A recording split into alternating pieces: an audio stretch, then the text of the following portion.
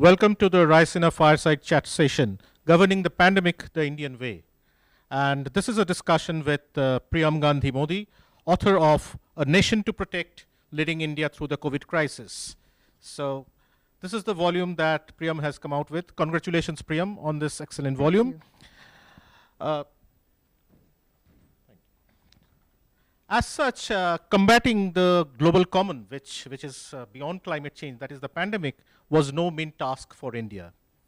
In fact, whereas the other developed nations, which claimed of better infrastructure, better medical facilities, were the ones who were essentially struggling to combat this particular pandemic, India actually fared sufficiently well, despite the fact that there was a huge heterogeneity in terms of its population. There was the sheer size of the population by itself. On the other hand, there were issues with respect to the reach and the access of the medical facilities. Given this, what were the enabling factors that made India combat this pandemic with such efficacy? And essentially, this response has been more efficacious than most of the other developed world. Priyam's book essentially deals with this particular aspect. So given the way that Priyam has researched for this particular volume, naturally quite a few questions emerge out of this.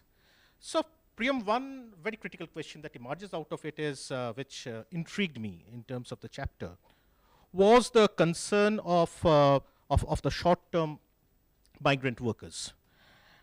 Now, what happened was when initially the lockdown was announced, economic lockdown was announced nationwide, naturally there was some kind of a panic, especially among the short-term migrant workers, because they were working there and they had to come back. That was their initial response. Now there was, definitely the government also responded with certain measures in terms of facilitating the movement or in terms of keeping them in that particular space in situ. Now even then a crisis emerged, as has been reported in the media. Now, how do we classify this? Was the government response adequate or inadequate? Or should we consider this as some kind of a systemic failure? Right. So, as you rightly said, it's the short-term migrants, even before the national lockdown was announced, most of our states had already gone into some form of curfew and lockdown. So they were already out of work for about 10 days in some places, a week in some places. And they were hoping for perhaps, some sort of advice from the center to figure out, because their wages had already been sort of cut off. Now, most of these short-term migrants, as you know, work in fields of construction. You know, they're daily wage workers. They live on the site, so they don't really have homes in cities where they migrate for work. So when the national lockdown got announced, that sort of triggered a psychological issue.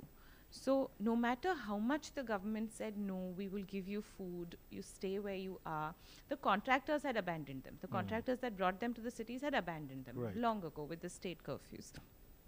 So, and of course, there's a human element to this, that when human beings think they are going to die, we want to die at home. No matter what the government tells you, you want to go back to your home and die. So that triggered the reverse migration. And then obviously, motivated political statements and parties and leaders that urge them with the media ecosystem, that urge that, they saw so many other, of their fellow migrants going. So those who had to stay back in the city, who wanted to, even they got triggered and, they started to leave. So I don't think that, the system failed, but I do think that it's a combination of like a psychological, thing that was taking over the migrants. And how would any government respond to that? Right. So it's both ways. So in one sense, what I can infer out of this is, see, there has been a traditional lack of social security as far as coverage of the informal sector is concerned, as far as India. Now, what happened under such circumstances was that the economic lockdown is tantamount to locking down the market forces on which these informal workers were surviving. right? So naturally, there had to be some kind of what we call in economics a Keynesian response, which actually was there from the government.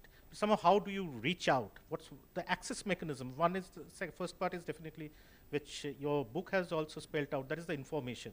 They didn't know that the government is actually creating. Exactly. And most, we just assume from a more elite point of view that everybody has access to information, everybody has access to That's an social assumption. media. That's an assumption. Not everybody does. And people who survive on daily wages, they don't have this kind of immediate information access. So that was a very big problem, that even if the government announced the free food grains that, you'll be taken care of, the states will take care of you in shelter homes, and your basic amenities will be taken care of, they didn't know that because they didn't get that information. Right. So then the behavioral aspect sort of just took center stage then. So this also teaches a lesson. This is a lesson for us on how do we combat a pandemic or something like a disaster-like phenomenon like this, which can, if it at all comes in the future.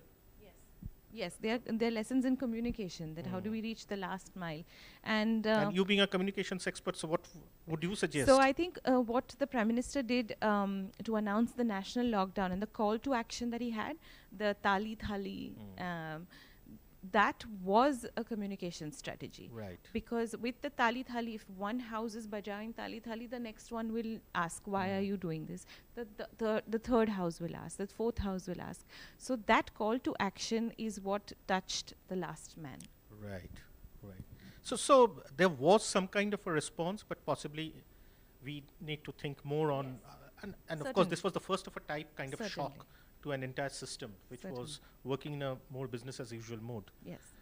But despite that, definitely one very critical success, which I presume that it is an undisputed success story in terms of this large-scale vaccination. Now, one thing that really intrigues me, which I presume at the very beginning of the book, then in fact this has come up again and again. You were talking of one very important element, which could have been an impediment in carrying out such a large-scale operation of, the economic lockdown or information dissemination or creating the social security or even vaccination. Vaccination is a huge success story. Now, the impediment could have been the fragmented bureaucracy. So, despite that, we succeeded. Yes. So what's the story behind it? So ever since the Prime Minister took office, this has been one of his primary concerns, that our bureaucracy is very file sensitive and not really life sensitive. So he's been working to make the system work together, ever since 2014. So he had absolute confidence in at least our senior bureaucrats that when push comes to shove, during time of crisis, they will perform. So that's where the fragmented bureaucracy question was sort of, and he was in touch with people at the district level also. So that's where the bureaucracy, sort of that question got solved. But the vaccination, how we've risk funded vaccine manufacturers right from April 2020 is a case study in itself, because the Prime Minister was personally invested in this. In April 2020, he told everybody who was, talking to various vaccine manufacturers and scientific organizations that acquire if you have to, make in India if you have to, do a technology transfer if you have to, but do everything that we possibly can to get enough vaccines as soon as possible for all of our people. So ever since April 2020, that has been his, it had been his personal role in this story. And how we've risk funded some of these companies, that they would come to the government, they would show proof of concept, the government would give them some sort of seed fund. With that seed fund, they would demonstrate manufacturing capacity and manufacturing ability. Then the government would give them another installment in advanced orders. With that, they would buy machines at a premium cost and raw materials to manufacture in the scale that we needed them to manufacture for a population. Added to that are diplomatic efforts to source the raw materials Right. that all of these companies needed from other countries, some of which had banned the export of raw materials. So it is a whole of government approach. Many arms of government sort of came together, private organizations came together and stood up to the challenge. Right. Absolutely. And of course, one of the externalities of the process was the vaccine Maitri. Yes, absolutely. And also administration. So I remember I spoke to Mr. Adar Poonawala, who's the CEO of Serum Institute of India. You know, he said when the government requested me for an X amount of vaccines that they want, I said, I'll make it. I'll have to scale up production, but I'll make it. But how are you going to administer it? Because it's not a number. Every number is a shot in the arm. Right. So one human being has to take it and one human being has to give it. So how are you going to execute this? And then he said, I was so pleasantly surprised to see that they did a phenomenal job and kept, adding to the numbers and asking me to make more and more vaccines. Right. And that's how all of our system came together. Right. It's a fact that this is definitely a success story, but on the other side, you see, whether you call it real systemic failure or some intriguing stories actually came up in the media with respect, not only in the media, we have seen that happening, in fact, in our own eyes. That is with the oxygen crisis, especially during the second wave of the COVID. So, now would you call that a systemic failure really? The oxygen crisis, look, okay, so I'm going to go back to this, that when a new variant enters in a society, there is no way to know the exact clinical damage that variant is going to cause until you study some of it in the population. By then, it has already started spreading very, very aggressively. Right. During the first wave, India had the luxury to know what damage COVID was causing in other countries, the original variant. So we could take a lot of preemptive measures. During the Delta variant, it originated with us. So we had to figure out what it was doing to our people very quickly. And when we figured out that it's the oxygen demand that is significantly going up, we had to scale up our oxygen manufacturing and transport, very, very quickly, very, very significantly. So, and we did. We put so much, all of our forces together. We tried to transport it by road, by rail. We transported empty cylinders by air because it's so flammable. You cannot transport full cylinders by air. We had to acquire more cylinders, because this is such an unnatural item for the demand to shoot up. Yes, we did see some challenging times when we were trying to augment all of this.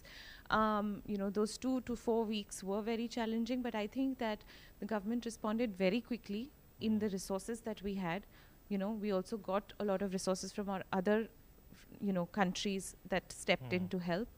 And despite that, I want to add that other countries learned from India, right? Since the Delta originated with us. But when the Delta began to spread in those countries, the damage that it did in, say, Indonesia, in the UK, in the US, even that was, they saw what happened in India. Despite that, those countries were impacted. Yes, so it was a shock to the system rather than a systemic failure. We should call it a systemic shock. Yes. Which was more endogenous to the system as such. Yes, and that is a natural characteristic of a pandemic, right? Yes, absolutely. So it is in this context, what do you think has been the role of the media as such? So I think it has been very clear that there have been sections of the media that have been, just raising questions sometimes which have no logic. After one question is answered, they raise the next one, they raise the third one.